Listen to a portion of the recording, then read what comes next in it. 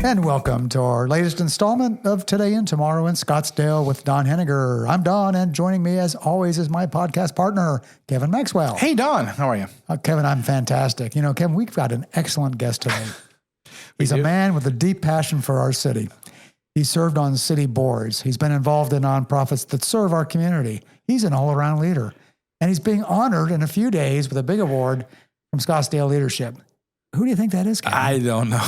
You know darn well who it is, buddy. Kevin, it's all about you today. Kevin, this is about you. Thank you, Don. I really, really appreciate it. I'm starting to question, this may be a really about 5-minute podcast. But we're going to dig into this a little bit. And here's the thing. You're going to win the Hodges Award from Scottsdale Leadership. That's a big deal.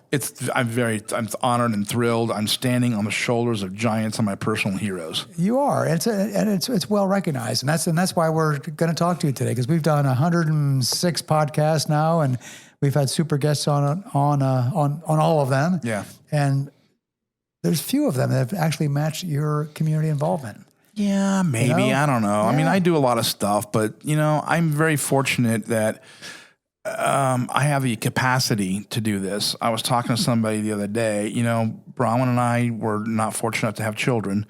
So this seems like a natural thing to do to kind of give back to the community. And it's so easy in this town. There are so many opportunities to be involved. You don't really have to do a lot to search out opportunities. They present themselves to you. And as you know this better than anybody, once you say yes to one, it proliferates very, very quickly. And next thing you know, you're starting to, get yourself stretched, as you have gone through the last 6 months, for sure. For sure, but it's all good. But you've got to have a heart for the community. Yeah. And again, have a passion for it. But it's easy to love our community. Everybody loves this community. Totally right. Yeah, we live in a great community because we've got people who love it. Yeah. And do things for it. And the Hodges Award. So let's talk about what goes into the Hodges Award, and how that matches up, just so you see how significant this really is. So there's four elements that basically guide how they decide who's going to, be the recipient of a Hodges Alumni Achievement Award from Scottsdale Leadership. Community service and involvement is one of them. Leadership, recognition by others as being both a leader and a mentor. Consistency of your community involvements is the third element. And the fourth one is the humanitarian values. And when you look at all four of those, you've struck items in each one of those categories that speak to those. So that's pretty impressive. Yeah, I've been around for a while. Well, but you got to step up, So talk a little bit about your community service. You're involved in a bunch of things. You're Scottsdale. You're supportive of Scottsdale Unified School District. You're on the foundation board. Mm-hmm. That's connected you in a big way, hasn't it? It really has. I never really consider myself to be an educational advocate, again, because I don't have children that are in the district. My wife works for the district, and she comes home every day and tells me stories about, and she teaches special ed, right? So she comes every day and teaches and gives me stories of challenges that the district is facing. And, with the proliferation of school choice, which is good. Right. Everybody thinks that school choice is good. Right. It comes with other challenges too. And there's just a lot of opportunity to get involved. So I got involved with Yes to Children, and I've been helping with the last 2 campaigns for bonds, last 3 actually, for bonds. And I'm very happy to celebrate, this just last week we had a successful M&O override continuation. It was a huge deal. It was a huge deal. Gave about $22 million. That would have been a $22 million deficit. Had to have it. Yeah. So, and a lot of communities did not get the support. That's right. So our Scottsdale are very generous and have supported us in the past, and they did so again this time in the face of first time some opposition that came around, which we kind of thought might happen, and it did. This is a time for sensible leadership in SUSD. Yeah. It was great to see the override pass. Critical. It's going to be equally important to see who gets elected to the school board in November of 24. Yeah. To keep this school district, which has been winning some really nice accolades from the State Board of Education on their outstanding schools, A's and B's across the board. Yep. People forget about that. There's a lot of critics out there that you hear, and some of them tried to get in the way of the override as well. Yep. Bottom line is, we have a fantastic school district. We really, really do. And if you want to keep your property values high, have good schools. And we have that. We're blessed with that right now. We want to keep it and maintain it. We don't want to do anything to deteriorate and take away from our educational system because it's outstanding. Totally right. So it was cool that you were a part of that campaign as well and the other ones before it, but you've also done some other things that are really cool the way you've supported SUSD. Talk about some of those, including your computer program and then what you've done for the soccer team. Yeah. Coronado. Well, I told you the story before. My wife was on the Coronado Foundation board, just supporting the Coronado Educational Center. And anyway, they were interviewing students and that's a Title I school, by the way, if I think most people know that, but it's a Title I school, all kinds of challenges with the demographics of their student body. And Brahman came home one day and they were giving these scholarships away to these kids and they were happy to have them. But I heard about this opportunity where they were using their school issued laptops to do their homework on, and they had graduated successfully with using these tools. Right. And we were giving them the scholarships to go to community college, but they didn't have any technology anymore. Right. And they had to give them away. And I'm like, wow, that is something we never considered. So Brahman came home and said, do we have a computer laying around here we can give somebody? So I, got parts and put together a computer and brand new and gave it to somebody. And then they asked for somebody else and another one and another one. And next thing we know, we bought 7 computers. Wow. Which we were happy to do. But every single one of those students who got it told us about how life-changing that piece of technology was and what they wouldn't have been able to do without it. Right. It doesn't make much sense to send somebody to college without a computer. They were doing homework on their phones. How do you expect them to succeed? Yeah. I mean, we're setting them up for success and then cutting the rugs out from underneath them. So that didn't make a lot of sense to me. So anyway, was able to get 7 computers for the kids the first year. And then the next year we were able to find a corporate partner to come in and donate up to 40 computers last year. That is awesome. Yeah, really cool. So that is off and running, and hopefully we'll have that kind of a corporate partnership in the future that all the students who need technology will get the technology they need. Community service, that's leadership to make something like that happen, which would not have happened if you hadn't stepped up for that very first computer. I was just one that kind of recognized the void there that nobody really thought about. And everybody talked to about it, like, I never thought about that, Yeah. because when you and I were going to college, going to high school, the computers didn't exist, laptops didn't exist, pens and pencils. Yeah, but in this day and age, it's critical. Every student gets issued a Chromebook. That's totally right. Which they use the vital tool for them for the success. So gotta have it. Yeah. Anyway, so I was just somebody who stumbled upon the need there and kind of did something to kind of help. Well, that's your humility talking right now, but that's okay. Talk about the boys soccer team. What you done for them too? Oh man, I got to take a chance to go see good story. Yeah. So we had Coach Jose Velarde on the podcast this last summer, right? And as we know, again, going back to Coronado, Coronado Title I, he has a lot of students that have to work full time to support their families. These guys are not working to save money to go to movies on Saturday nights like you and I did when we were doing paper routes and stuff like that, and scooping ice cream when we were young. These students are supporting their families. And he told us, and it was just a heartbreaking story about how he has to overcome all these obstacles. It's hard enough to win a state championship on your own with a competition, right? But you have to rotate these kids in who may or may not be available at game time, depending what their work schedule is and their family commitment. So Coach is doing a great job of getting these kids together, but he also told about how they didn't have any warm-up uniforms. They had school issued uniforms for the game, but they would go to these other facilities where these other schools who were more wealthier and had a bigger booster program were dressed out in these really good-looking warm-up uniforms, and they'd take them off and shed them during game time and have nice uniforms. And he said that he told me, he mentioned on the podcast that he goes, one of our students said, Coach, we don't look like everybody else. We don't belong here. And that was a heartbreaking statement. And I was like, it can't be that much money. Right. Coach, how much do you need? And, it was like $3,500. Right. Which, is a lot. And he was telling me how in his booster program, he goes, I just don't have the parents of my kids can't afford it. He goes, I have $300 in my booster account. Now, if he went to Coronado, if he went to Chaparral or, Saguaro or any other school, Desert Mountain, whatever, sure. He'd have thousands of dollars of resources available to him. That's why they have work-up uniforms. Or workout, that's why they have the nice stuff. So anyway, I was able to reach out to the SUSD Foundation and find a little bit of money that was left over from another program that got decommissioned. There was a little bit of, they were trying to bring that balance down. So we got Coach some money, and the uniforms got ordered, and they're going to be here in time for their first game in 2 weeks. You're going to make a lot of kids happy, a lot of families happy, a lot of parents happy. Yeah. That's fantastic. I got to go watch him practice a couple of days ago.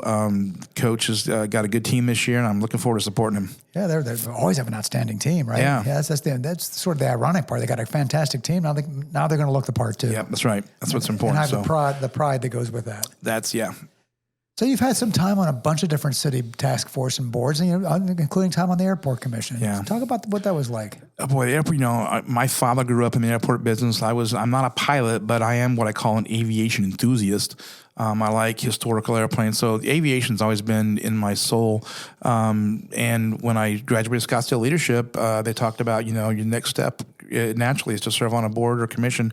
I wanted to be on the Airport Advisory Commission. I went to a couple meetings, found my way on there, applied, was fortunate enough to be on the Airport Advisory Commission, and then so served one term, had just been reappointed to my second term, and I had a little hiccup and decided I wanted to do something else and run for office. We'll talk about that. We'll talk about that in a second. That wasn't a hiccup. That was a cool thing. That was really awesome. But you also have some aviation in your background. Didn't you work for an airline company? I worked for Delta Airlines for quite a number of years. I worked for a company called SkyWest Airlines, which is a Delta. SkyWest Airlines for a long time. So right out of high school, I went to started working on the ramp and gassing up airplanes and throwing luggage around and went and worked my way inside to be a ticket agent and all that stuff. Yeah. It's no small feat being on our airport commission. Our airport is one of the busiest airports in the entire country. Private airport, right? It's a big deal. Kind of what I saw from the outside and where I thought would be a good lane for me to work in is like everybody on there. First of all, they're great guys. All the guys on the airport commission are great men and women. Most of them are pilots.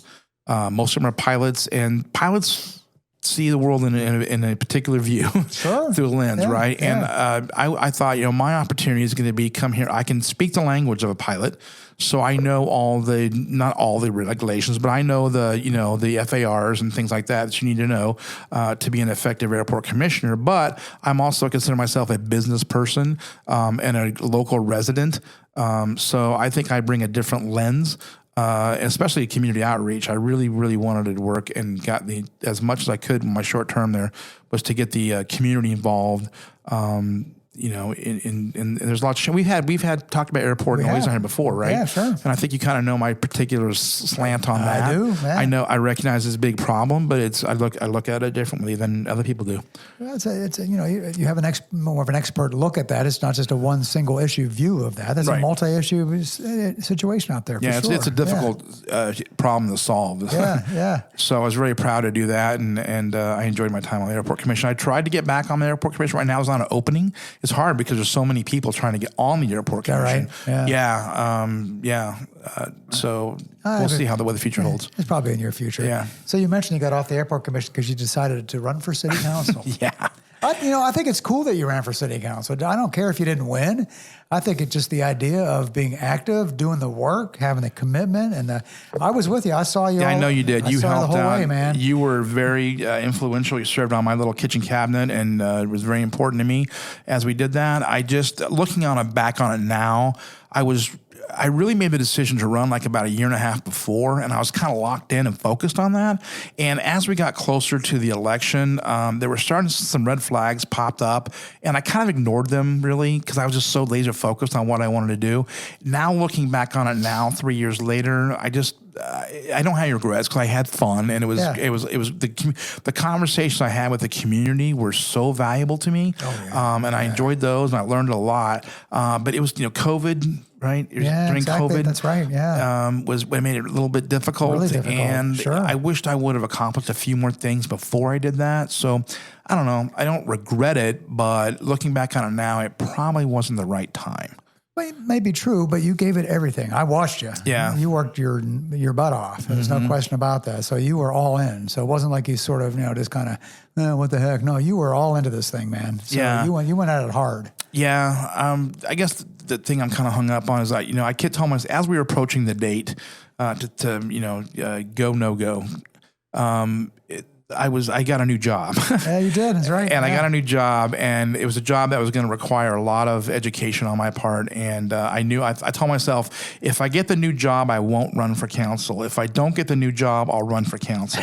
And I got the new job, and then I made a decision to go ahead and run for council as well. Yep, right. I remember that. So yeah, I did give it my all. I tried really, really hard, and tried to bring my unique flair to what I would have provided the city, but it wasn't the works. But that's okay. I think what people don't realize, even if you run for an office and you don't win, you've still made a contribution to our community. Yeah. One, you've learned a lot because you did. Two, you've made super connections. You're already pretty well connected, and even more so now, which then pays off for you as you do other things to make our community better. So you lost the election, but you didn't lose overall. That's the way I look at it. No, it was a good experience, and I'm glad I did it. I wouldn't look back on that one at all. I applaud you for doing it. I'm proud that you did. You know, we have some common nonprofit experiences. You're on the Family Promise board, so am I. What inspired you to get involved with Family Promise? Well, Ted Taylor came to speak to Scottsdale leadership during one of our programming days, and the story he told and the people he brought were heartbreaking. And so you just knew you wanted to be involved in that organization. I remember right after he came, I worked my way down to what was then their office on Bellevue. Yes, right. Thank you. Yep. And looking for Ted. I wanted to have a conversation with him. I wanted to say hello. He wasn't there that day, but I was just so inspired by what he talked about. And then when you got on the board, and then you asked me to consider it, and then Neil Sutton, we both know, was on the board as the chair at the time. Another great guy. So it was just pretty easy to actually get involved and have an impact on that. It's a good group. It's one of the jewels again of our community, of our city. Just a group out there doing something different. That's unique in its approach, but it's making a big difference in our community. Yeah. Again, unique business model, right? It's not a typical homeless organization. Exactly. But they're having a huge impact on our community, and so it's really an honor to serve. So you're a technology guru. Most people don't know that, but not everybody does. So what makes you a technology guru? First of all, I'm not crazy about the term guru.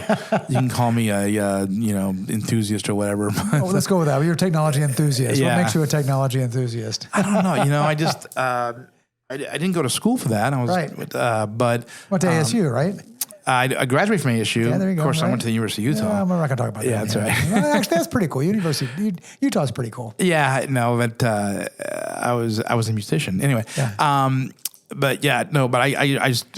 I had a passion for technology. Once personal computers came along, I just started getting one, playing with them, and tearing them apart, building them, and stuff like that. And I kind of parlayed that into a career. You did, yeah. And so now I get to work for State Farm. Right. I'm an analyst. I'm working on our cloud infrastructure, so that's all new technology, I don't know what the heck that means. Yeah.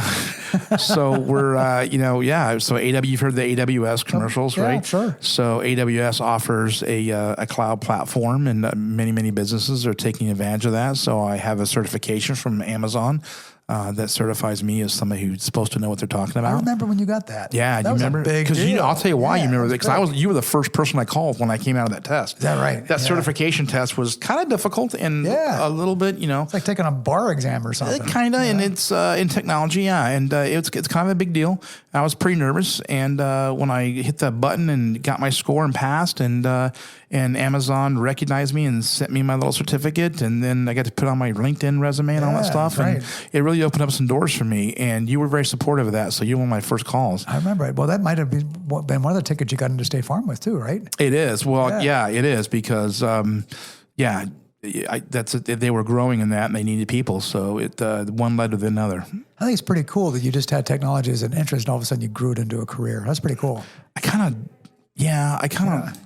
parlayed it into a career when it really wasn't set out to be one. I kind of just knew enough to get by, but along the way, I've met a lot of smart people who've taught me a lot. So I didn't get all my education in school books or going to. I didn't get I did get a degree in entrepreneurship. Right. What's my degree in technology entrepreneurship, but. I didn't sit out as a technology person. And now you're leading the technology day for Scottsdale Leadership's current class. Oh man, it's so much fun! I'm so excited about who we've got this year. Yeah, that's a great deal. So when you went to Utah, you said you were there as a musician. I was on a music scholarship. I bet a lot of people don't know about that. Why don't you talk about that? I was in the marching band, and I got a little bit of money to be in the marching band. Okay. I played snare drum, and so you were on the football field for marching band days and all that kind of stuff. That's cool, isn't it? Right? Yeah. Playing drums. Yeah, and I was in the symphony orchestra and played the timpani in the symphony orchestra. That's where that's where my passion for classical music comes, and play a little jazz and.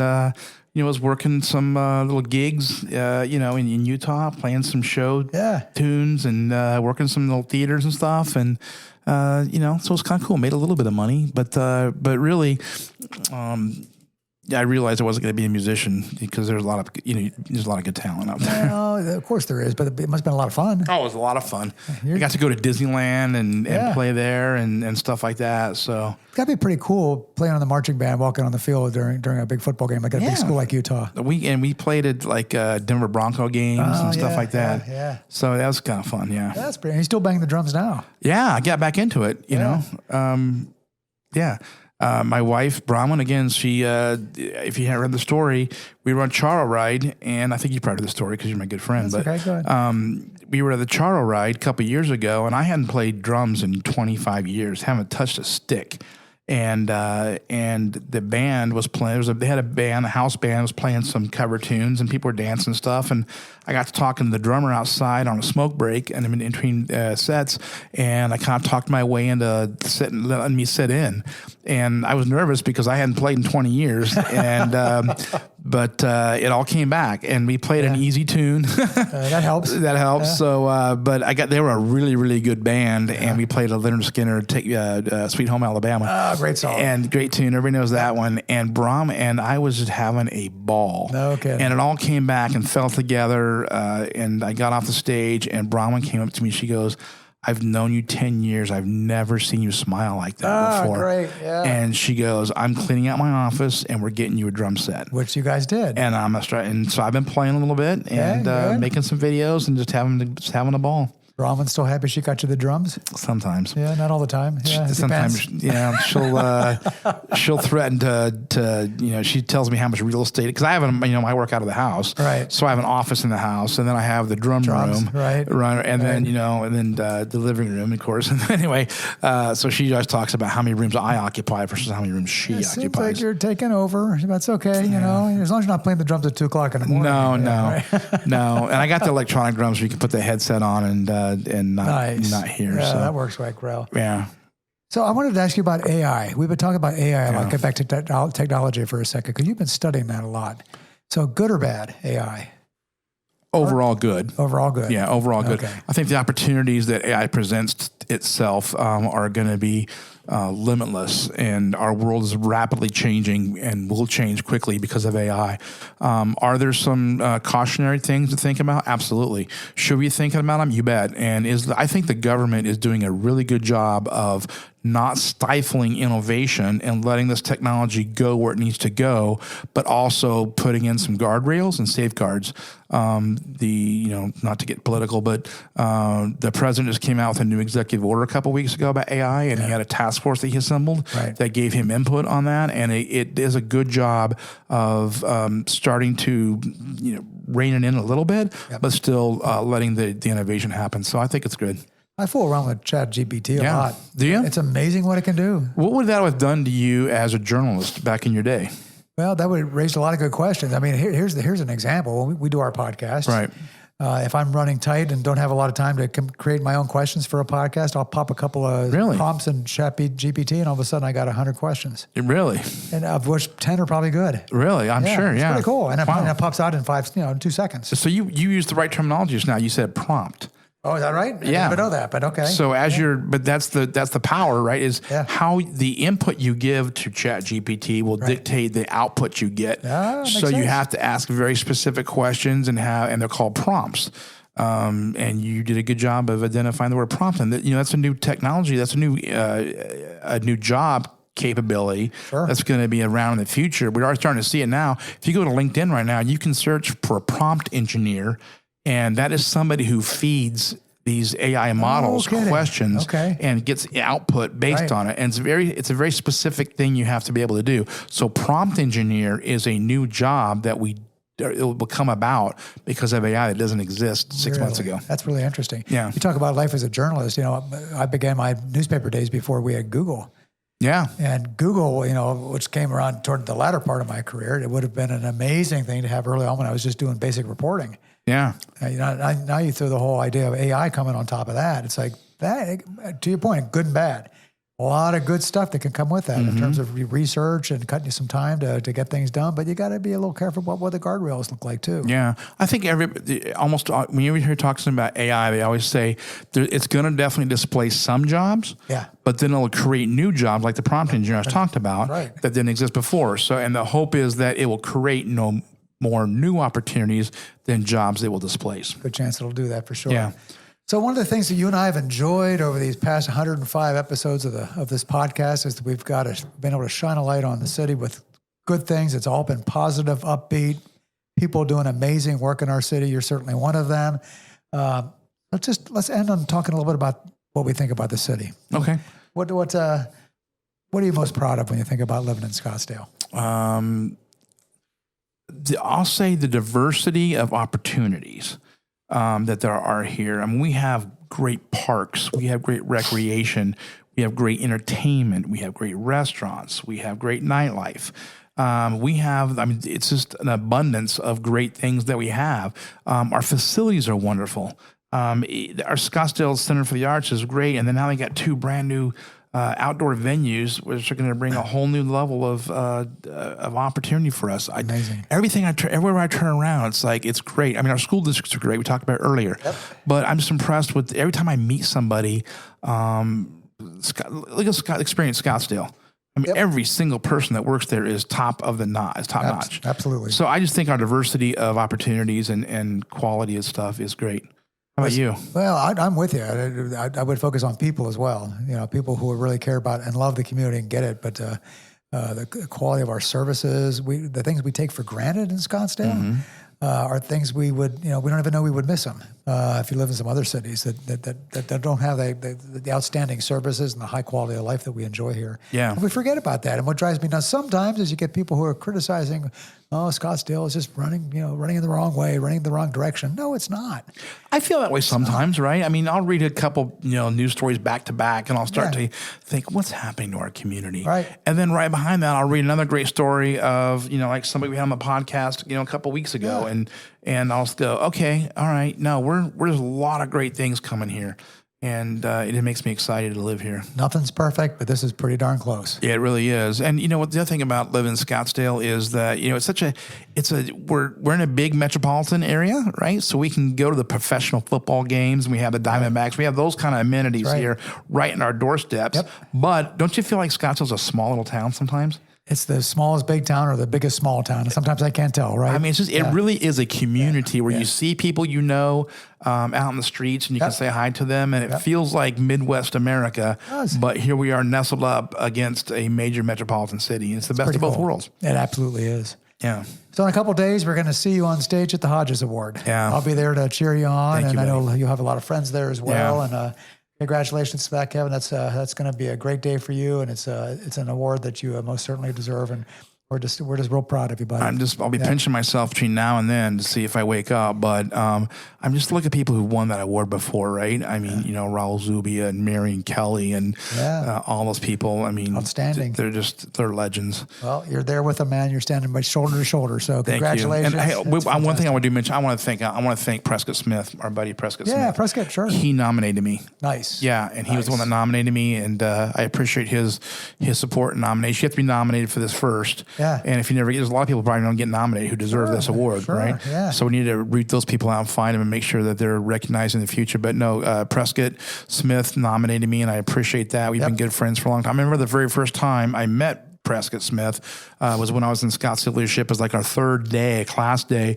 We were walking downtown a couple blocks from here, and Fred Unger was leading the tour. And we were looking at the Scottsdale waterfront, and he was talking, because the whole waterfront was a lot of his vision, right? It sure was. So who better to give you a tour of the waterfront and tell you the history of it than Fred Unger? Perfect. And we got off the bus, and we were walking, and Prescott Smith walked up, full suit and tie, like that's his signature thing. Right. And he was like, "Hi, I'm Prescott Smith." And I'm like, "Hi." I'm like, Prescott Smith. And I'm like, that name sounds familiar. And I'm like, are you Susan Bittersmith's son by chance? And he goes, I am. And I'm like, there you go. Perfect. Yeah. So we've been good friends ever Good since. Stuff. Well, I'm glad he nominated you. It was a nomination well worth it, and just super proud that you're going to be able to get that, man. So way to go, and can't wait to see you up on stage in a couple of days. Thanks, Don. Appreciate it. So thanks to my podcast partner, Kevin Maxwell, and all the good things he does to make our community better. And you'll be able to keep listening to him every week on our podcast. And we look forward to seeing you for our next one next week. Another episode today and tomorrow in Scottsdale.